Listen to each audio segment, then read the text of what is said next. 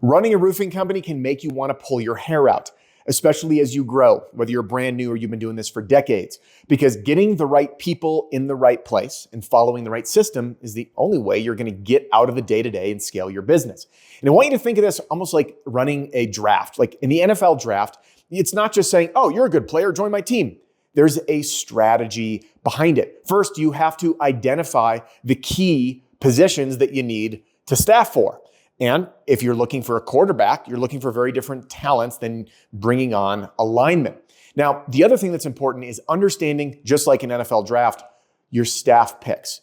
Is it more important to harvest the right talent to fill the quarterback position first or a wide receiver first? See, your roofing company is no different. So in this video, I had a conversation with Artem. That's what you're about to watch. He's a member of the Roofing and Solar Reform Alliance. And I talked him through the systems and procedures and the roles that he needs to hire to get the right people in the right places so he can scale.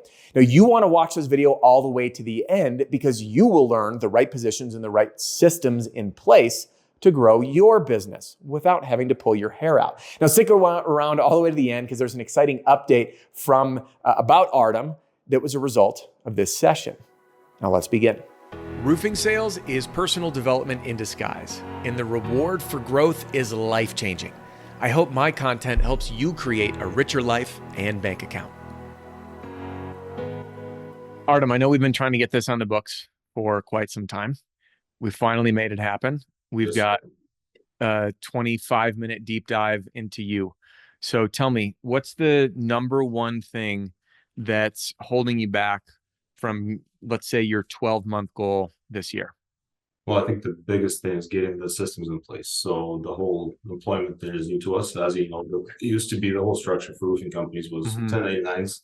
W-2 is not that common. So now that we have gone W-2 route, it was initially hard to get people in the door, getting the right hires. Now we have the right hires. Now we have to create the systems for everybody here, make sure we're not stepping over each other, make sure we don't trip over each other, and then create the systems for the people to kind of, make sure that everybody is exactly where they need to be. Everybody's happy to be here, and nobody's, feeling stressed out or, doesn't see that there's no structure, no goal in place. Like I want to make sure that we're all streamlined without anybody burning out or hating their life in the process. Yeah. The burning out and hating their life piece, that's real talk right there. Cause I mean, you've watched it happen. You've been in the business for a handful of years. You know the drill. So when you mentioned, and by the way, I'm taking notes here. That's why I'm looking down. When you said making sure no one's stepping over each other, what's the sticking point right now from having those systems in place? So a lot of the new hires that we brought on are newer to the business. So as far as people that are currently involved with us that have experience, we're only at about 3 people, and the rest is basically brand new.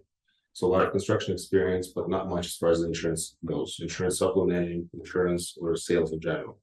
So they usually recommend hiring like 1-2 people a season, just kind of training them properly. We kind of went a little above that, so we hired like 7. So trying to figure that part out right now. Yeah. And making sure that that's here, like there's a lot of kind of the initial stage. I know this season is going to be the hardest by far, just because of all the changes that are happening, and everybody's new, trying to set up a process. But at the same time, I want to make sure that there's the system that we're developing is going to be good for everybody. So we're not trying to pigeonhole somebody into the place where they're not going to be the best at. We want to make sure that everybody fits in the right spots. Sure. So if you were to wave a magic wand and in 30 days have everything working perfectly, what would that look like? That's what we're trying to figure out right now. Basically, it'll be everybody to have a system to know exactly what needs to happen at what time, and then basically a smooth transition from one stage of the process to the next, all the way through. Gotcha. Okay.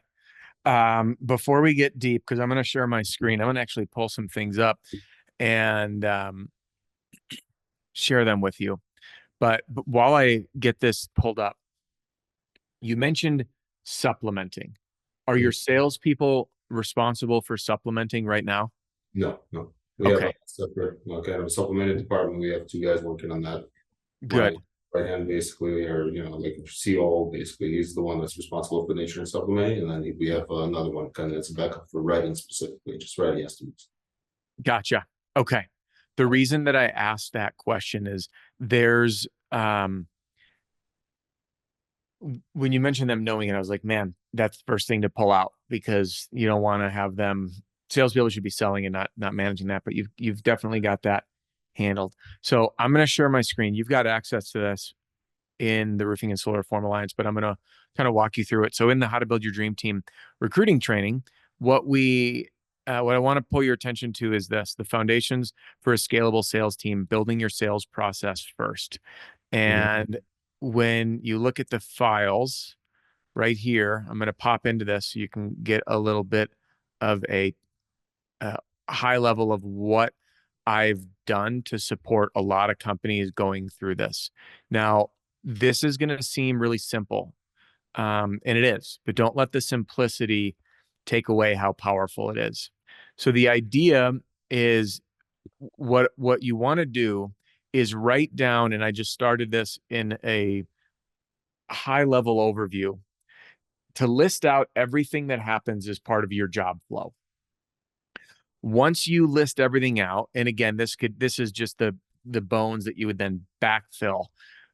We can then highlight who does what. Green in this example is sales, pink is the admin or office, orange is supplementing, and then brown is production. And the exercise, I first did this with our company when I was COO, and it started looking just like this. And then we started to bulk out each section after delegating the responsibilities to the person who was in charge of that role. So, for example, sales manager would sit down and start bulleting out how leads are self-generated, Mhm. i.e. door knocking, and then how inbound leads are handled. Then how is the inspection done? How do we do an inspection? The way there's a consistent process. I mean, you mentioned insurance, so I'll roll with that example. Insurance adjusters, we know they've got their process when they approach the house on the front elevation, the left elevation, the rear, the right. They get up on the roof, they're taking pictures from the ladder. So you create a consistent process that everybody knows every step of the way. Then closing the sale, again, you've got my training to follow the car park formula. You can bullet this out. Again, if the adjuster meetings are there, if they're doing those, detailing those. Supplementing, which again is in orange, complete and submit the supplement, outlining the review process for minimum profitability. If it is minimally profitable, kick it to production. If it's not, kick it back to supplementing. And then again, putting together the build order, material order, work order. Again, what I don't have on here is pulling the permit, and then the production, the walkthrough process, certificate of completion, depreciation, invoice collection. So once you, We actually went through this, and I think there's a different file. We were going through the leaderboard or the owners. yeah, Forms. There was one that was really detailed, and I went through that and kind of adjusted that, and we made it very detailed. Like we have this kind of thing. What we're trying to figure awesome. out now is basically like getting the right people in place for each of those categories, each one of those. Yeah. So it's kind of like trying to find which everybody is good at, kind of like, I don't know, the best fitment for each person. So this is So, having difficulties with because right now we're top heavy. We have a lot of management in place. mhm, We have enough structure to kind of get everybody in the right place, in the right position. So this is what I'm got trying it. to find and basically put people in the right spots. I love it. Yeah. So First, the yeah, first step, you're on it. You've got the system outlined. So it sounds like when you told me that the problem is getting a system in place, it sounds like the system's there. What you need to do is get the people in place. Is that accurate? move the people into the right portions or that system. Yeah. So walk me through your current management overview. Who they are and what they do. You can use names or roles. It doesn't matter, but I'm just going to take some notes so I know Yes. what's happening. We have me as a CEO. Okay. We have Vadim, who's basically, sort of a partner, I guess, at this point. Like he's the marketing COO, that kind of thing. And he also does insurance supplementing. And then one of the newer hires is Doug, who's a general manager. Okay. And then Mary, she's our office administrator or office manager. Okay. And then management continues on. We have Brandon as a sales manager. And we have Igor as a production director. And and then how many sales folks? So everybody's selling currently. So Okay. everybody's whichever way we can get leads. But then there's also two to three dedicated people, Alex, Tristan, and Leo, who are also the sales reps. out in the field, generating leads, scouting, door knocking, that kind of thing. Gotcha. So the first thing that I'd highlight is the red flag when you said everybody is selling. Mm. That's a problem. That's a problem. Because right now, if you think of it, this is my general rule of thumb. I don't think anyone needs a sales manager until they have at least 7 people that are selling. Mhm. The Doug as the GM, I feel like could very well be redundant between you and Vadim, CEO and having a COO. A GM will be needed when you have a sizable team, but right now it sounds like everybody's selling plus wears other hats. And there are certain people, some people will not agree with me on this, but like Brandon as sales manager, I don't think you need a sales manager with everybody selling and then 3 people selling. Well, this Brandon, is the whole like building out the goal is to have the structure in place and for sure. that develop it. So for Yeah. him, that would be the goal to build a sales team that's going to be strictly field related Yeah. and also focus on getting the business, kind of the presence in the areas for Sure. them, for him to manage that. So the goal for him is to strictly build that sales team that's going to be field only, Yeah. and for Okay. us to kind of have the back end, the marketing, and everything else in place to support that. Gotcha. So Brandon, does he have clear goals for this year in terms of how many salespeople you want to So this have? is all this is like within the last couple of weeks. So we're Okay. developing this as we go. Yeah. Awesome. So this is a What, good time to call. yeah, this is perfect timing. What I would do, I know have you gone through do you have comp plans and all that nailed down already for all these folks?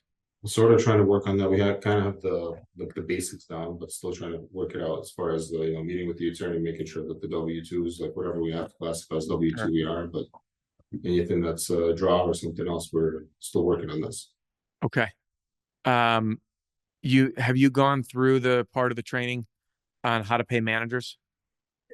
Yes. Okay, cool. So where is it? Bonus at the bottom. Bonus how to pay managers. I would maybe pop through this just one more time. Uh, the reason is specifically for your sales manager, getting the proper incentive structures down. Because what you're very aware, dude. I love the language that I even wrote it down. You said it. We're top heavy, and and I'm going to give you just some feedback from what I've seen. There are folks that approach the growth of their business from the bottom up, meaning sell, sell, sell, sell, sell, create problems, get a sales team, fewest overhead and office staff and management as possible, and then build the management team as needed. So that's from the bottom up. And then there's folks like you that do it top down, where they say, hey, I want to get the infrastructure in place. We will be top heavy. I'm aware of the fact that we're going to be top heavy, and then we're going to build from a strong foundation. So there's the people that make a mess and clean it up. That's the bottom up people. And then there's people that are like you that might approach a building site, so to speak, if we were using an analogy, building a house, and be like, hey man, I want to have the full blueprint ready to go, and I know what I'm doing from the ground up, versus some people are they start building before they have a blueprint. I've watched people be successful in both models, and I've watched people fail in both models. And the only I shouldn't say only, the main threat that I just see for you is if all of these people are currently being paid salary or something, it won't make economic sense with only 3 salespeople. So from a high level, your infrastructure, ideally, like again, CEO, you have your COO who also handles marketing. The part with Vadim doing supplementing, that's something that he will very quickly be drowned out of being able to do. And believe me, I get it. Like when you're growing a business, people have to wear more hats than ideal. And I just want to put that on your radar. I don't want you to hire someone now, but supplementing will become a full-time position for someone. Oh So, yeah, that's been an issue for the last couple of years. So that was the reason for bringing on this a Roman, the second one that writes only, like that's yep. his main thing. Yeah. And then for Awesome. us, like that's going to be training, like the GM, Igor, like we're going to be all getting training on the supplementing, so each one of us can jump in. So for the Yeah. GM, that's kind of the thing to oversee the whole thing. and kind of fill in the gaps that are missing, because Doug has had a lot of management experience. He's ran his own business. Very like Yeah. a really good person that's going to be out there to look out for us. That's kind of Yeah.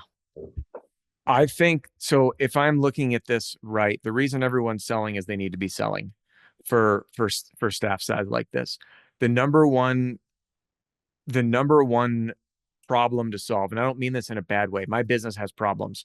All businesses have problems. In fact, they should. If they're not, that means they're not growing. And I think a lot of people are afraid to say, hey, the problem's my business. I'll tell you mine. My problem I'm trying to solve in my business is the sit rate. People that book a application call that actually show up. So that to me is the number one problem in my business that I'm trying to solve for. Now, does it mean we don't have people? No, we have people. But I know that like if I looked at all the numbers of my business, if I can increase the number of people who actually show up that say, hey, I'm interested, because life gets busy, they cancel a reschedule, then our business grows. So I just want to share that as a level of self-awareness, and not saying that you have a problem as it's a bad thing. Like, you should have problems. The problem that I would focus on solving is getting salespeople in.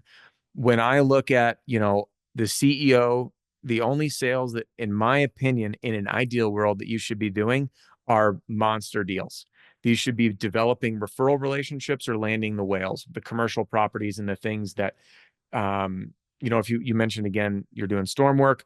These are the ones where if someone brought something in, or you were out chasing the monster multi-million-dollar projects, that's the only thing that you should be selling.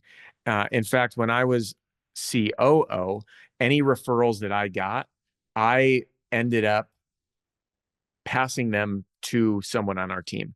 There was one relationship and only one relationship that I didn't, and it was a builder. He'd referred me oodles of work, 400 square townhouse, his personal property, all the properties that he built. So that was a multi-year relationship that I built, and I just didn't want him to feel passed off. But everything else outside of that, I took. And that's what right now. We have a few agricultural and larger projects like farm buildings. We have a few townhome associations, so that takes up a lot of time.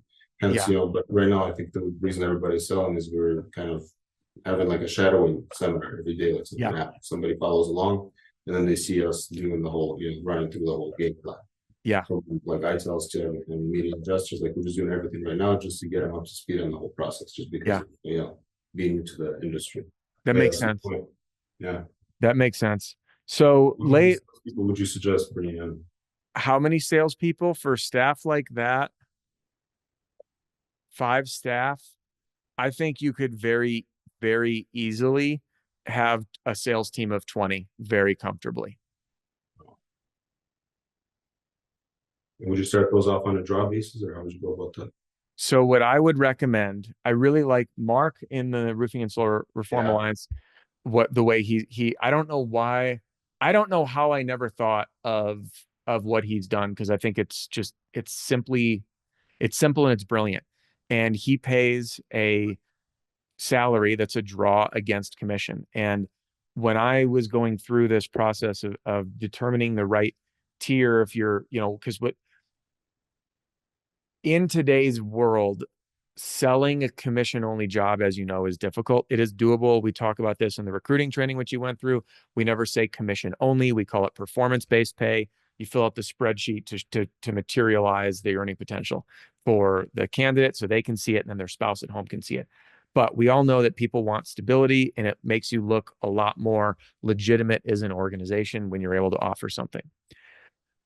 Now, before I get into this, just one disclaimer. I did have one member of RSRA 2 years ago that came to me and said, hey, dude, I switched from 1099 to W-2. It was amazing. I'm also offering a salary. Hiring has never been easier. He's singing the praises. He's like, I don't know why I didn't do this sooner.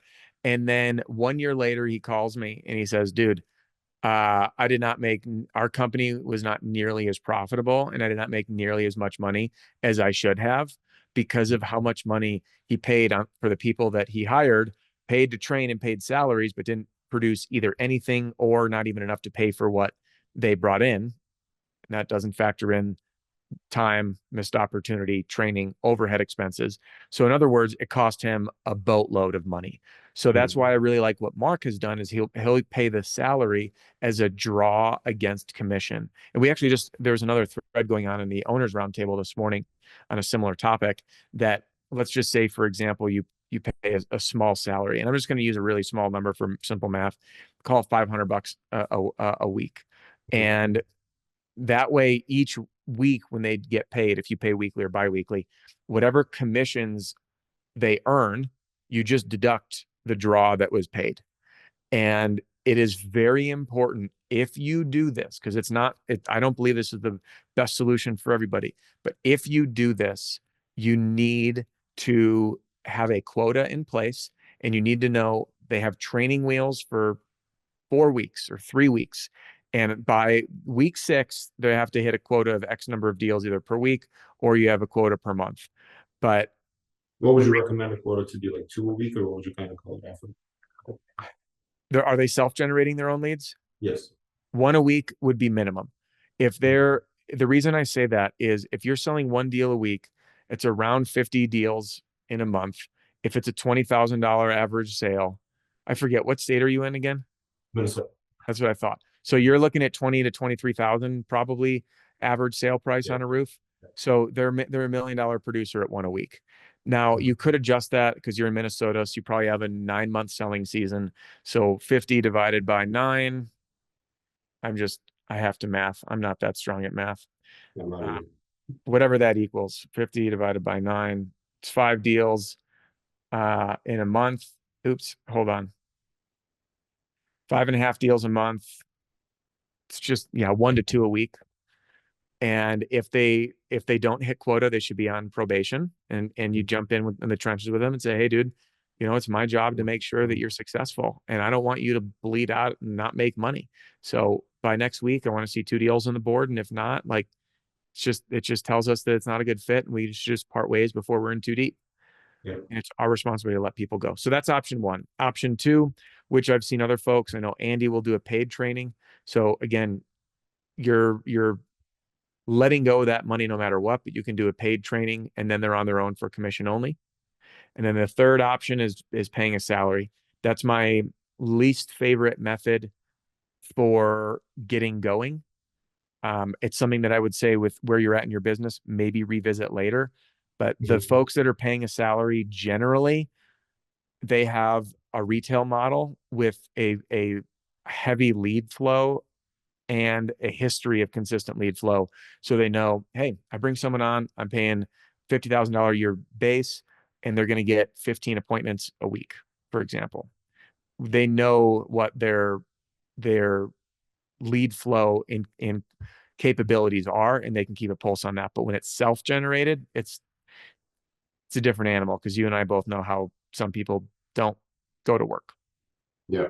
Oh, that's for sure. And here's what happened to Artem since this conversation. He implemented what he learned, did the work, and had the right people surrounding him to ask for guidance when he needed it. And since then, Artem has grown his team to 13 people. And he's bringing almost every single one of them to the Roofing and Solar Reform Alliance members-only annual event. It's a 2-day workshop here in Colorado coming up in October. So whether you own a roofing company or run a roofing company, you can do the same thing, and you can get started 100% free. Go to adamsfreestuff.com right now, or click the link to jump into my free training center. And I've got a bundle of my recruiting checklist, my pay plan checklist, my door knocking checklist, my follow-up checklist, and more to help you grow your team, get the right people in the right places, doing the right things. Then hang with me here on YouTube, jump right into this video, and I'm going to teach you the fastest way to get your new hires trained in just 7 steps. We'll see you soon.